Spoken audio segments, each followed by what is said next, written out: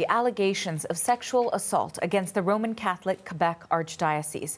I do want to bring in for this conversation Justin Wee. He's a lawyer representing the plaintiffs in this case, and he's joining us from Montreal. Thank you for taking time to speak with us today. Hi. Okay, so this lawsuit includes accusations against 88 members of the clergy for more than 100 alleged sexual assault victims. Talk to us about the scale of the problem and this lawsuit. Yes, we have right now 100 victims who registered to the class action lawsuit that have been authorized this spring. And now we deposit the legal proceedings with a few witnesses who are alleging having abused by priests. And one of them is saying that she's been abused by the Cardinal Ouellet, the Archbishop of Quebec at the time. And all these victims are seeking justice, and that's what's happening right now. You know, you mentioned Cardinal Ouellet, the most high profile of those clergy members named in this lawsuit, and someone who's in one of the most powerful positions in the Catholic Church. So what can you tell us about the accusations against him? What happened, it was in 2008 to 2010. The victim was 23 at the time. She was an intern at the Diocese of Quebec, and she met a few times the Archbishop of Quebec, Cardinal Ouellet. And every time she was very uncomfortable because he was saying inappropriate things. But the last, what happened, it was in 2010.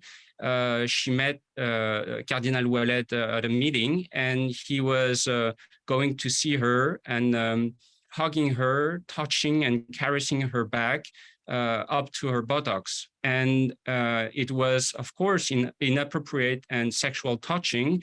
And what happened 10 years later, in 2020, when she was assisting to a kind of formation for sexual misconduct, she realized that what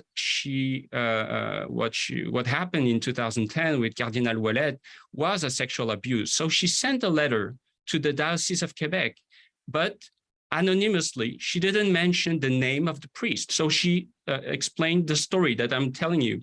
And she received a letter from the diocese saying, well, you've been sexually abused. So after that, she sent a letter to the Pope, and it's been 1.5 years that an investigation started, but there is no conclusion. So that's the story of the victim. What sort of involvement in the lawsuit or conversations will there be directly with the Vatican, as you say that this particular accusation against Ouellet was filed directly to the Vatican in 2021?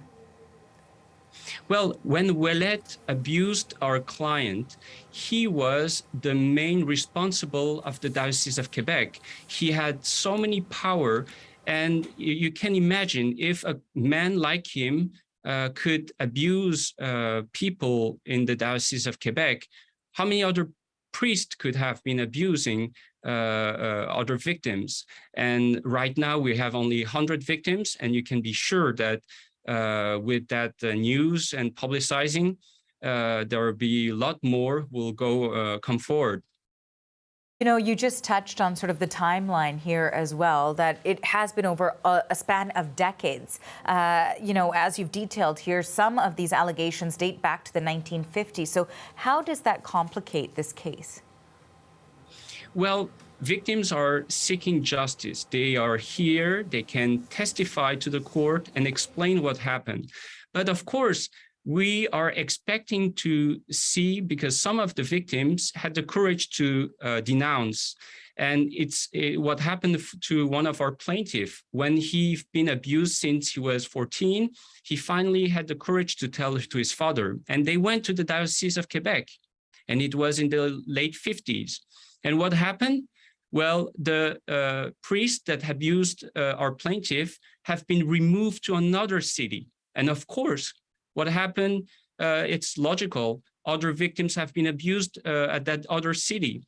So all this evidence will show that there had always been a systemic problem in the Diocese of Quebec. And if a man like Ouellet was supposed to put guidelines, policies, so that the sexual abuse could not be occurred, is also abusing people, well, for sure, there is nothing that have been done. You know, the civil lawsuit represents more than 100 victims who were allegedly sexually assaulted. And this is by people who were working at the diocese since 1940, according to these allegations. Do you expect to hear from more people? Yes. And one reason can be very simple to understand. In France, there has been a public inquiry, and they discovered that more than 300,000 children have been abused by a religious member of the clergyman in France from 1950s to these days. And they realized that just on average, one priest could do 7 victims. Right now, we have 80 priests who've been denounced by the victims. So how many other people can go forward and denounce what happened? Justin, thank you so much for your time today. We appreciate you having this conversation with us. Thank you very much. That was Justin Wee. He's a lawyer representing the plaintiffs in this case, and he joined us today from Montreal.